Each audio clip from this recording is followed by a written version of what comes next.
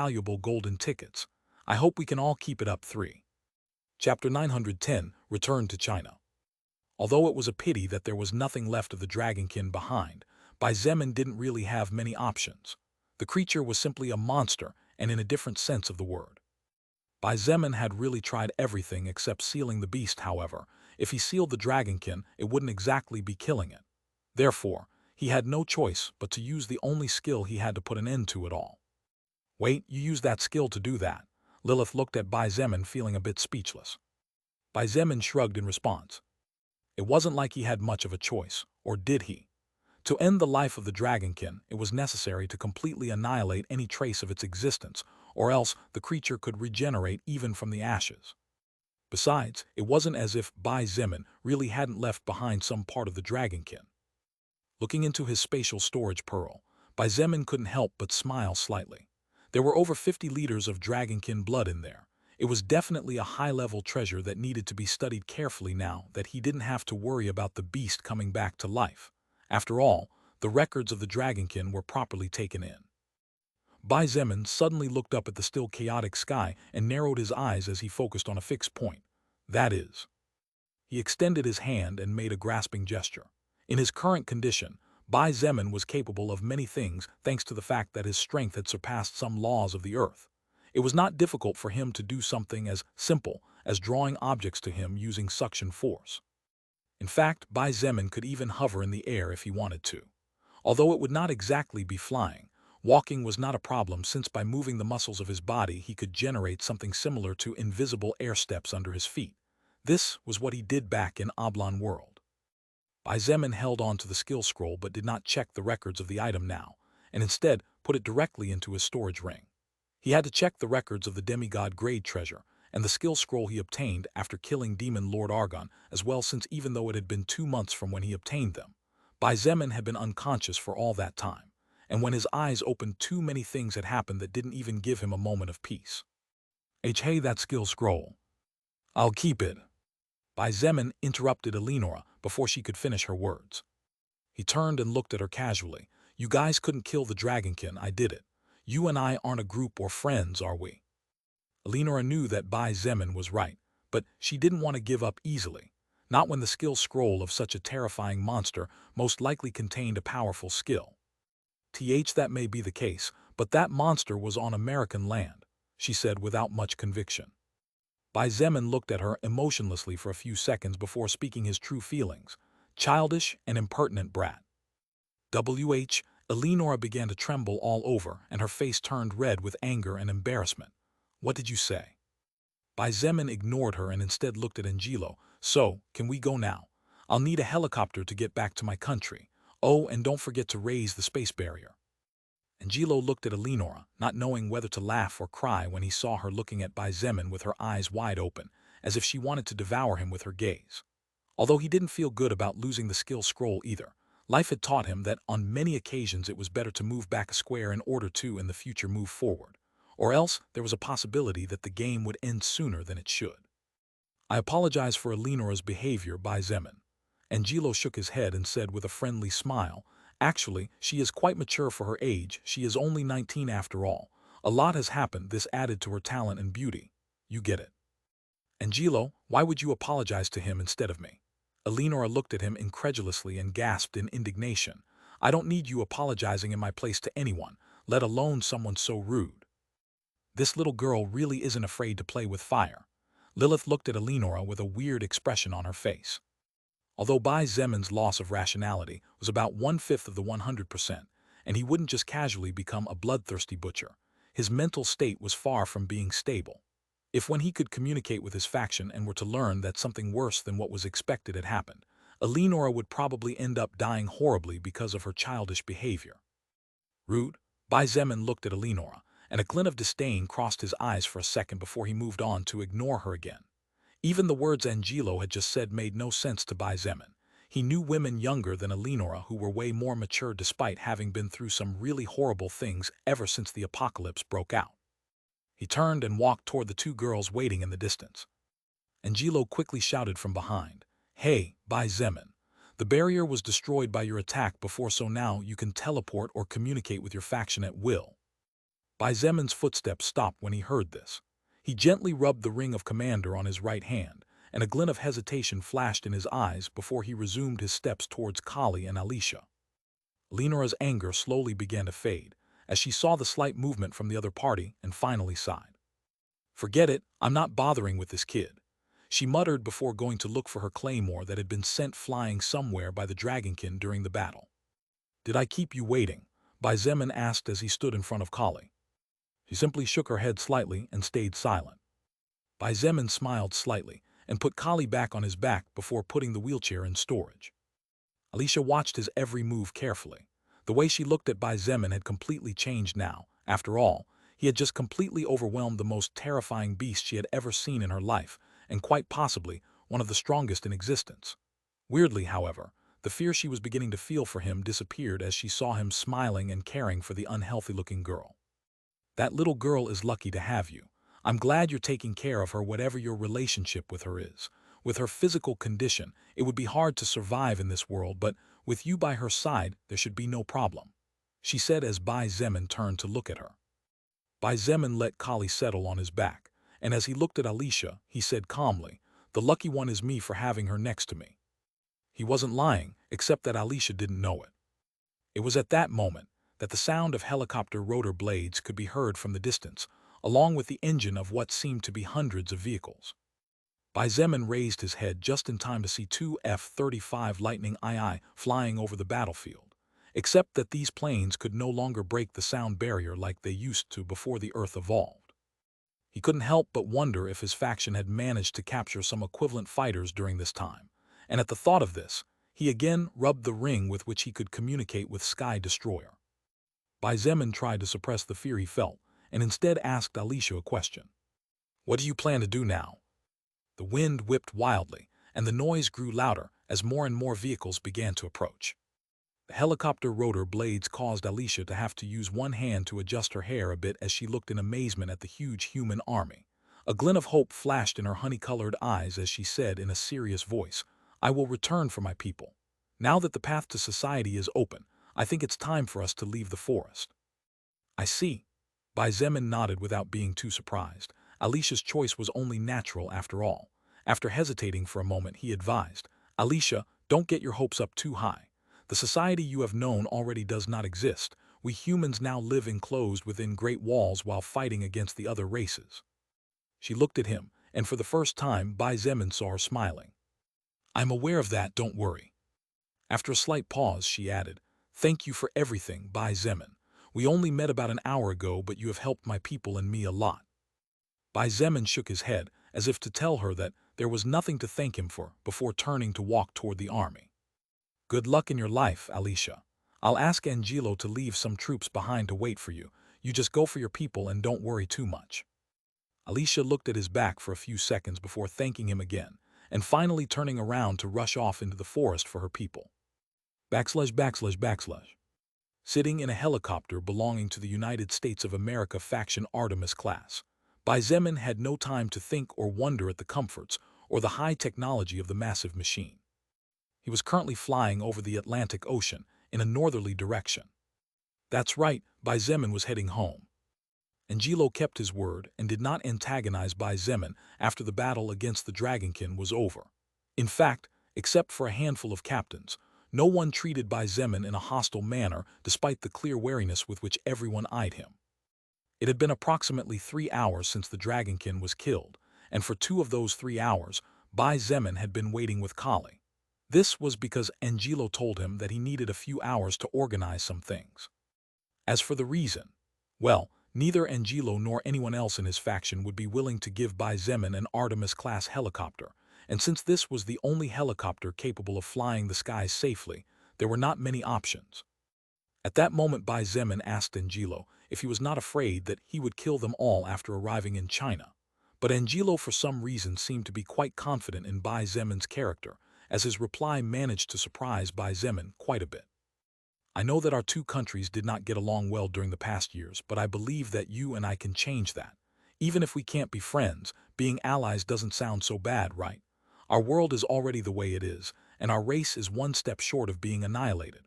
I think you two know the consequences of attacking us, or even worse, killing us." Be that as it may, it was certain that Bai Zemin had no intention of being an enemy of the American country. At least not yet. Such a thing was pointless considering that Bai Zemin was not even the true lord of his own country. There were only 2 people accompanying Angelo, since the strongest team naturally could not leave the country, and even Angelo would have to return soon. Had it not been for the fact that he felt that this was a good opportunity to learn a bit about the faction that would surely take control of China sooner rather than later, he would never have dared to leave his territory.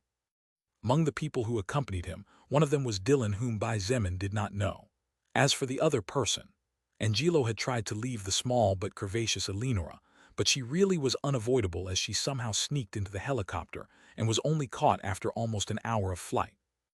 Although Bai Zemin was not a politician and would probably never be a good one, as a leader he was aware that engaging in good conversation was necessary.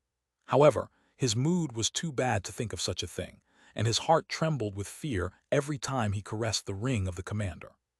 Kali was sitting next to him, while Angelo, Dylan, and Eleonora were on the opposite couch. Eleonora had been observing Bai Zemin all this time, trying to read his mind. However, his thoughts were simply total chaos, and to her confusion, the fear seemed to be on the same level as the anger and sadness he felt.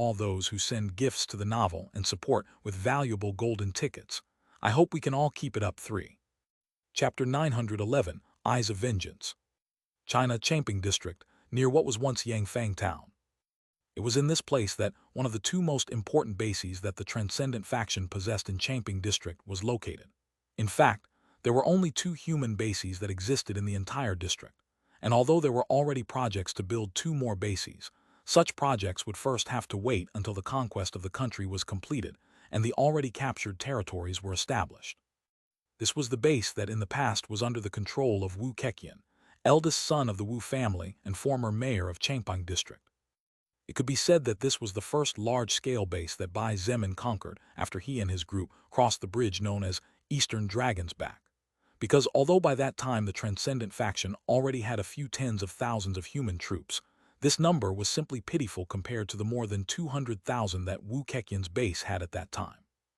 Although this was not the main base of the Transcendent faction, it was undoubtedly an important strategic point, since it was this base the one supporting the base built by Bai Zemin's faction further north in Champing District prior to the conquest of the Yangfang Town base.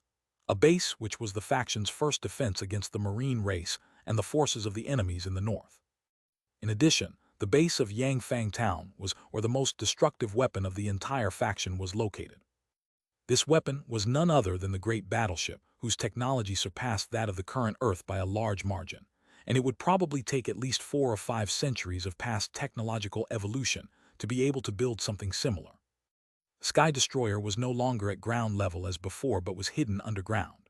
Over 200 soul evolvers carefully worked to dig a large subway cave in which the battleship was hidden, and the vault was sealed at the top by an alloy door forged from a variety of rank 1 and some rank 2 metals. Only a handful of people could enter there, and the operators who had been chosen to observe the ship's functions had been very carefully selected.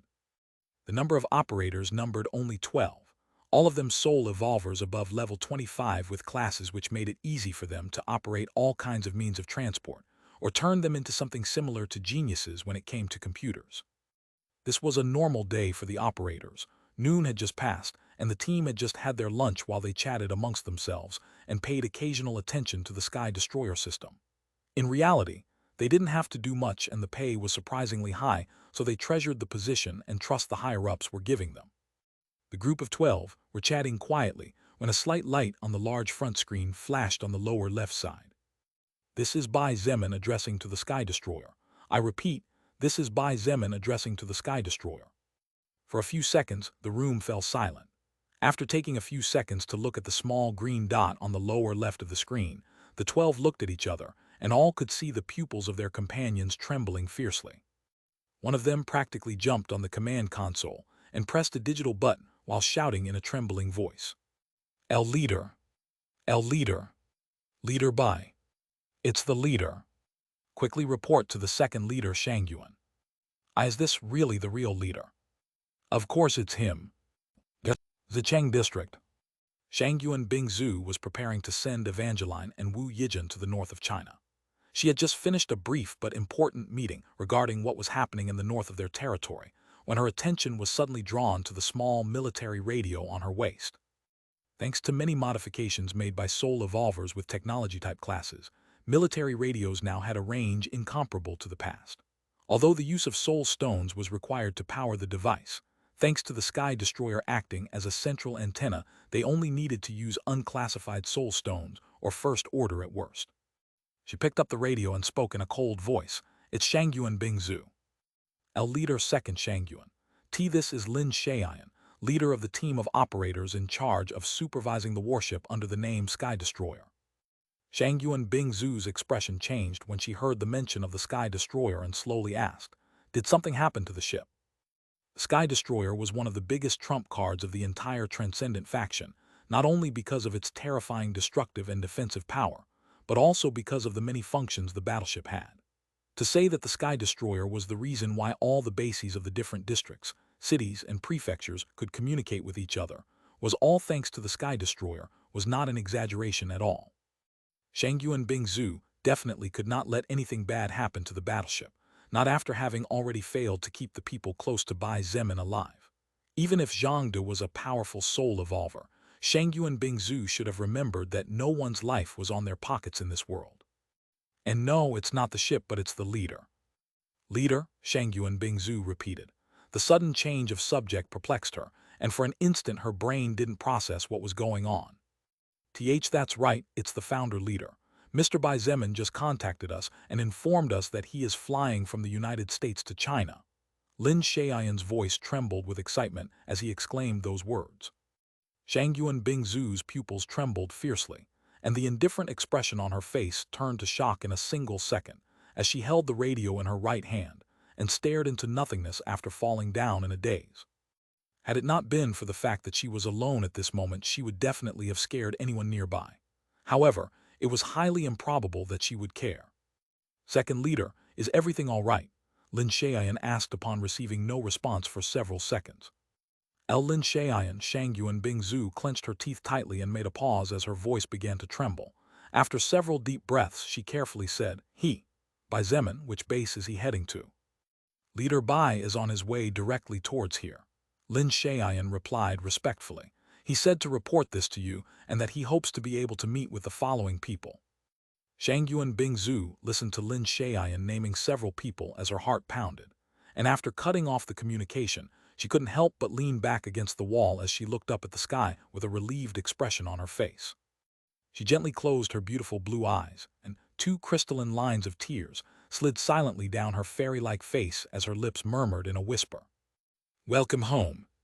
The whole faction practically went crazy, and even the normal survivors noticed that something big was happening when they saw the always proud and aloof high officials who held important positions in the different bases were rapidly moving all over the place like anxious ants. As dozens of helicopters with fighter swooped towards the distant horizon from the more than 150 bases under the control of the Transcendent faction, military vehicles that were rarely seen being used for patrolling were now continuously passing all over the streets of the base, where Bai Zemin would be arriving in a few hours.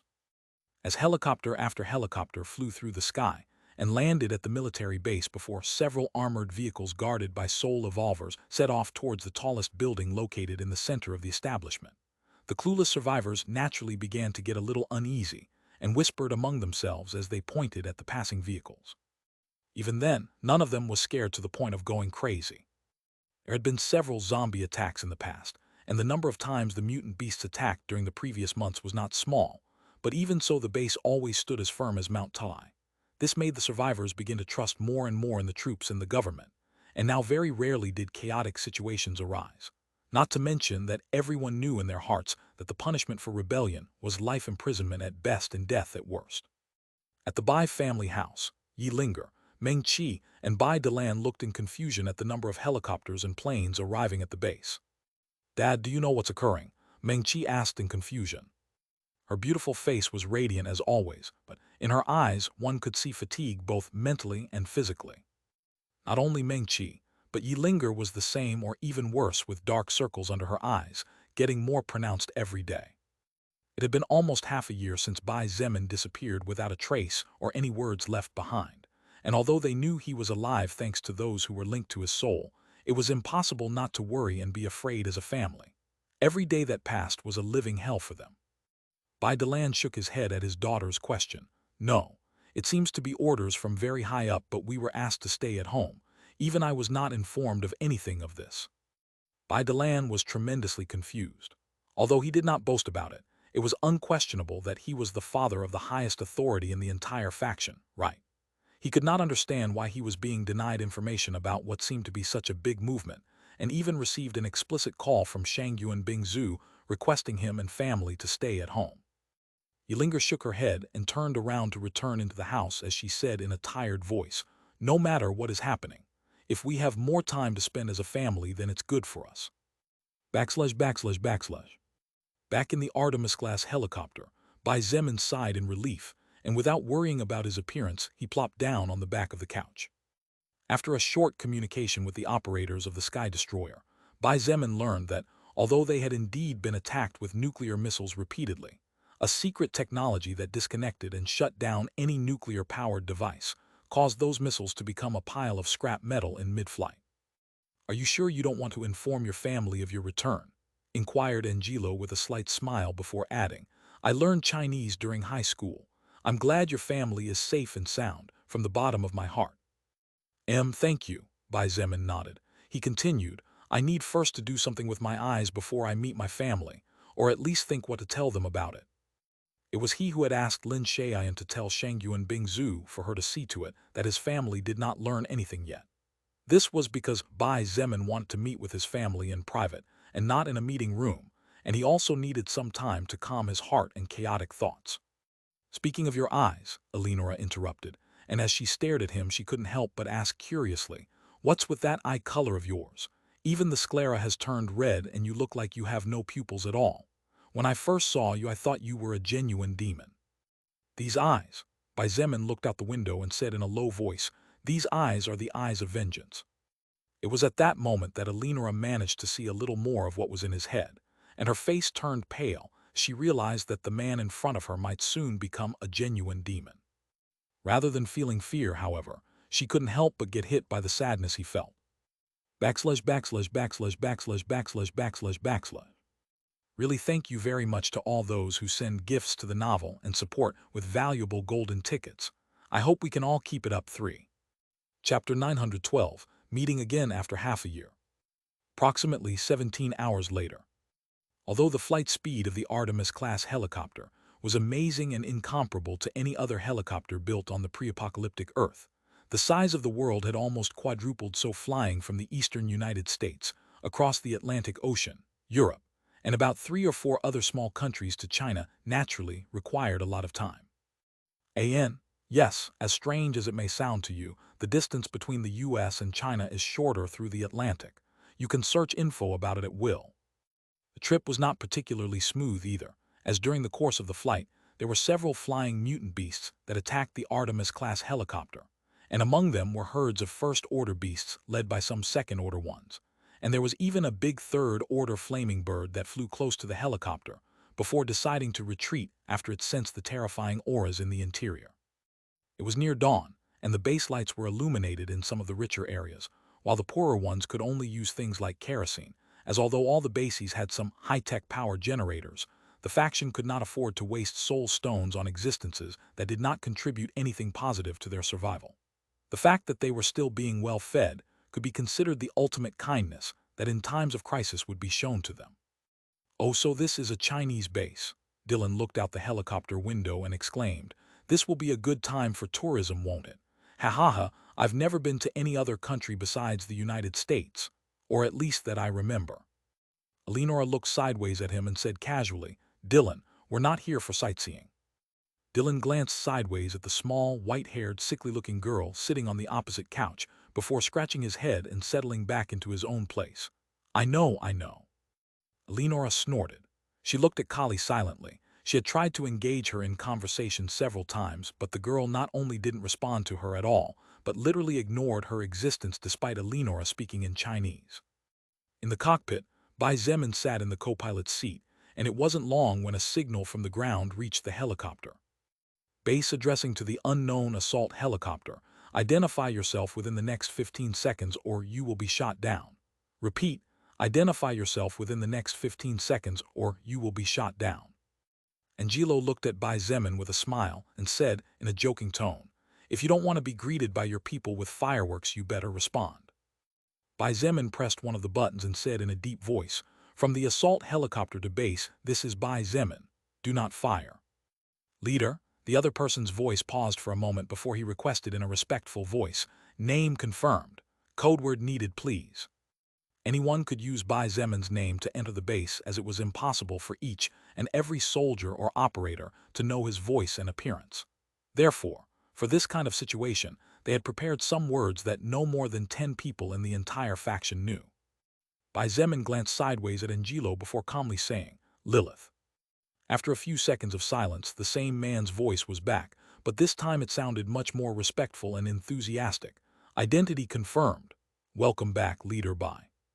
The airstrip of the military base was lit up with all kinds of bright lights. There were all kinds of military vehicles, including some battle tanks, assault helicopters, and even 4 Chengdu J-20 fighters. In the center of the airstrip, a small number of people looked up at the sky with different, but at the same time similar emotions beating in their chests. Hearing the unmistakable sound of the rotor of an approaching helicopter, Wu Yijin's eyes lit up, and her heart began to pound harder than before. He's coming, she said softly as she took half a step forward in the midst of her anxiety. Wu Keqian and Sun Ling looked at their daughter with somewhat sad expressions in their eyes. Only they knew how many times during the nights Wu Yijin visited them, they heard her praying to all kinds of gods in her room. Chen He looked at his childhood friend and sighed in his heart. He was one of the few who had lent a friendly shoulder when Wu Yijin cried, and thus was also one of the few who had seen her lose weight during the past months. Chen He's eyes moved to the silver white-haired woman holding the small hand of a pretty little girl with bright silver hair, and he could not help but smile bitterly in his heart. Looking from behind at the outline of Shangyuan Bingzu's figure, Chen He could feel his heart thumping faster. He had really tried very hard to forget his childhood crush. He had even gone as far as trying to meet other very beautiful and powerful women. However, every time Chen He saw Shangyuan Bingzu, his whole world trembled, and those feelings he tried to bury broke through the ground to come back to the surface stronger and deeper than before. Shangyuan Xinyu patted his shoulder in an attempt to comfort him as she sensed his slight depression. She looked at her daughter's back for a moment before raising her head skyward to watch the large, peculiar-looking helicopter slowly descending. Her sky-colored eyes glittered slightly as she stayed silent. Kang Lan, Evangeline, Zio Ming, and a handful of other soul evolvers who had been following Bai Zemin for a long time watched as the helicopter landed gently on the airstrip. Not much time passed when the 6 rotors that kept the beast in the sky began to slow down and the noise to diminish. When the sliding door on the left side of the helicopter opened, everyone automatically held their breath. Bai Zemin with Kali on his back was the first to get off the helicopter and took a few seconds to look at the people a few meters in front of him. At the same time, they were also looking at him as if to make sure they were not seeing an illusion. Bai Shilin's eyes lit up like stars in the sky, and she was about to rush forward to throw herself into Bai Zemin's arms when the wind swooshed in her ears and a figure rushed ahead of her. Ah, that's not fair. The girl let go of Shangyuan Bingzu's hand and quickly dashed forward, as if she feared being too late. Bai Zemin froze for a brief moment when his nostrils were assaulted by an exquisite fragrance of purity and nature. Because his hands were holding Kali from the bottom of her thighs, he might have reacted by trying to push away or draw the person who had entered his embrace like a bird, returning to its nest after a long time of being lost. As to how he would have reacted, that would probably be a mystery forever. Seeing the young beauty's delicate body trembling slightly and hearing the low but indistinguishable sound of a girl crying, Bai Zemin could not help but sigh in his heart. You've become slender again. Bai Zemin smiled bitterly in his heart as his words seemed to make things worse. Wu Yijin literally could have thrown him to the ground if not for their huge difference in stats, and his clothes would have been soaked if not for him wearing his battle armor.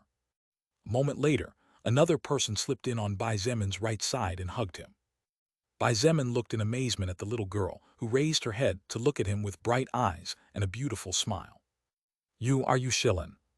Silver hair, shining black eyes, black markings on her arms. Not to mention the connection he felt being near her.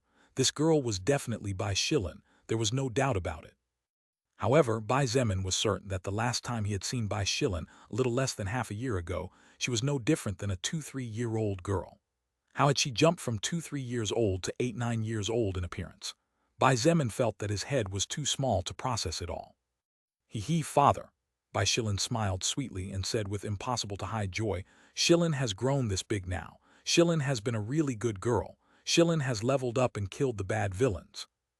The voice of the young girl grew fainter and fainter as she listed her feats one by one. She finally lowered her eyes and rested her small forehead on Bai Zemin's body as she said in a trembling voice, Shilin. Shilin really missed father a lot. Mommy said that father would be back soon. So Shilin waited patiently. I really behaved well so don't leave Shilin behind again, please.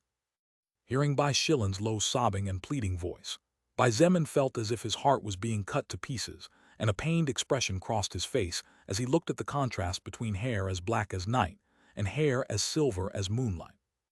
Bai Shilin was his daughter, but he had only been with her for a month at most, because after that Bai Zemin had no choice but to leave her behind. Now that he had returned almost half a year later, Bai Shilin had grown up a lot, and Bai Zemin had missed many important milestones of that growth.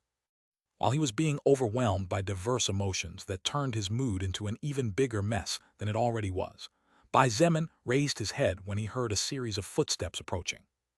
Wu Keqian patted him on the shoulder and nodded as he said softly, It's good that you're back, child.